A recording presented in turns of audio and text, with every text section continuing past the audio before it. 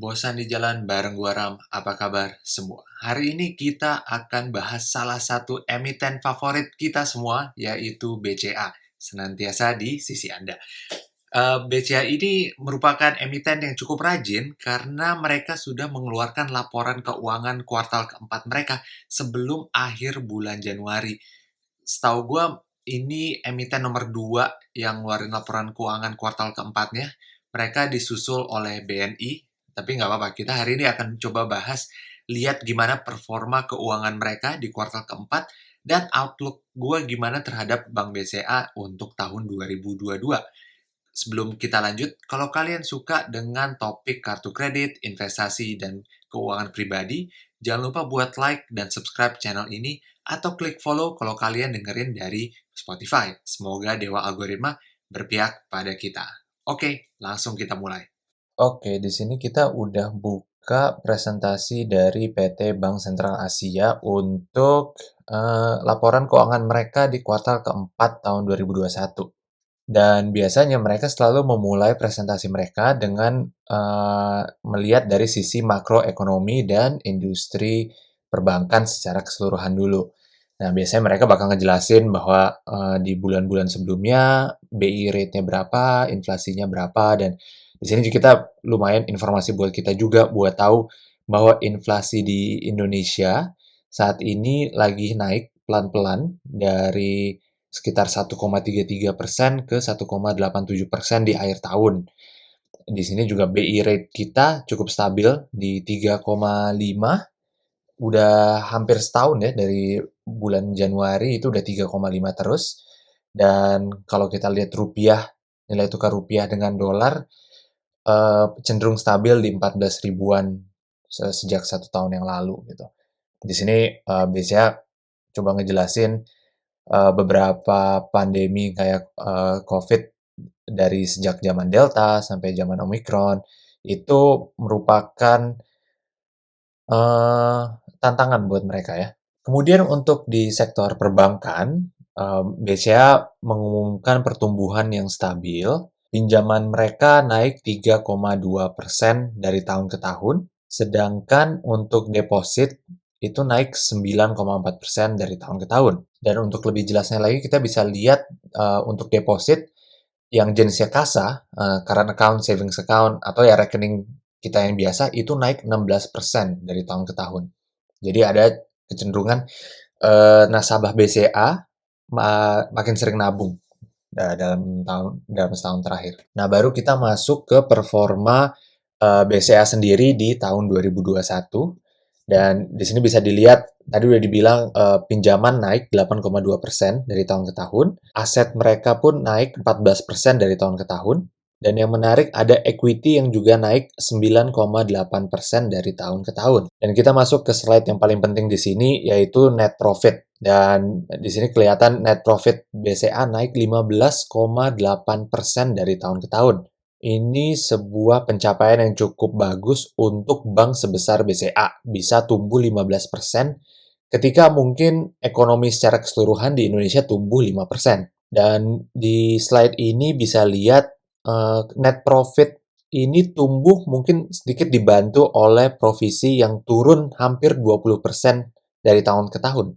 Dan kita sekarang masuk ke slide berikutnya di key ratios. Ini rasio-rasio perbankan yang mungkin kalau kalian bukan orang perbankan, nggak terlalu perlu tahu keseluruhannya, tapi yang perlu kalian lihat adalah di bagian NPL. NPL ini non-performing loan, artinya orang-orang yang nggak bisa bayar cicilan, bayar hutang mereka ke BCA. Di sini kelihatan dari tahun ke tahun ada kenaikan 0,4%, dari NPL yang sebelumnya 1,8 sekarang jadi 2,2, tapi secara coverage turun 20,9%. Lanjut ke slide berikutnya, kita lihat perkembangan klien-klien BCA dari segi sektornya, pertumbuhannya seperti apa. Dan kelihatan untuk semua sektor itu ada pertumbuhan yang cukup bagus gitu. Dari sisi korporasi ada peningkatan pinjaman 12,3%, dari sisi UMKM, commercial dan SME itu ada naik 4,8%, hampir sama dengan pertumbuhan ekonomi Indonesia juga 5%. Dari sisi konsumer, ada kenaikan 5%, dan kalau kita lihat breakdown-nya, itu ditopang oleh kredit pemilikan rumah ya, mortgage, itu 8,2%. Kredit mobil turun 2,4%, terus kartu kredit dan yang lainnya tumbuh 5,2%. Terus yang pertumbuhan yang cukup bagus juga ada di syariah financing. Jadi segmen pinjaman syariah mereka naik 12,2%. Nah, kalau slide yang ini gue cukup suka ngeliat ini karena ini menunjukkan betapa besarnya BCA di Indonesia. Ini adalah komposisi peminjam ke BCA dari sektornya gitu. Dan kita lihat nggak ada satu sektor yang dominan yang minjem ke BCA dan mereka punya banyak sektor klientel ya gitu. Dilihat dimulai dari manufacturing dan trading yang ada di 24%, terus ada business service, transportation, agriculture, construction, social dan public services, electricity, gas and water, dan mining gitu. Jadi ini menunjukkan bahwa kalau misalnya ada sektor yang terdampak karena pandemi atau karena hal lainnya, masih banyak sektor lain yang bisa menopang profitabilitas dari BCA gitu. Sehingga resiko yang ditanggung BCA pun juga lumayan termanage lah resikonya karena diversifikasi bisnis sektor mereka lumayan luas gitu. Oke, kita masuk ke bagian breakdown untuk kasa. Kasa itu current account, savings account, dan juga time deposit. Jadi intinya semua rekening standar kita lah yang ada di BCA ya, rekening tabungan kita. Dan di sini bisa dilihat di akhir 2021 jumlah uang yang nasabah tabung di BCA itu mencapai 975 miliar rupiah. Pertumbuhan yang cukup signifikan, 19,1%. Artinya di tahun 2021 masyarakat Indonesia atau ya setidaknya nasabah BCA lagi gencar-gencarnya nabung dan ningkatin tabungan mereka gitu. Di slide ini BCA juga melaporkan ada kenaikan mobile banking mereka ya, dan ini sebenarnya bisa cukup pahami karena makin ke sini makin banyak pasti transaksi yang akan menggunakan mobile banking, terus disusul oleh internet banking, ATM, baru branch. Bahkan branch atau cabang, transaksi lewat cabang itu justru berkurang 9% dari tahun sebelumnya, ketika mobile banking tumbuh 58% gitu. Oke, dan terakhir kita lihat tren profitabilitasnya. Secara tahun ke tahun kita lihat pertumbuhan profit dari BCA yang cukup stabil. Ini cukup normal untuk sebuah perusahaan dengan market cap sebesar BCA. Kita nggak akan lihat pertumbuhan profit yang eksponensial karena mereka udah cukup besar, sehingga mereka pasti tumbuhnya pelan-pelan dan itu memang yang harusnya kita harapin dari emiten seperti BCA.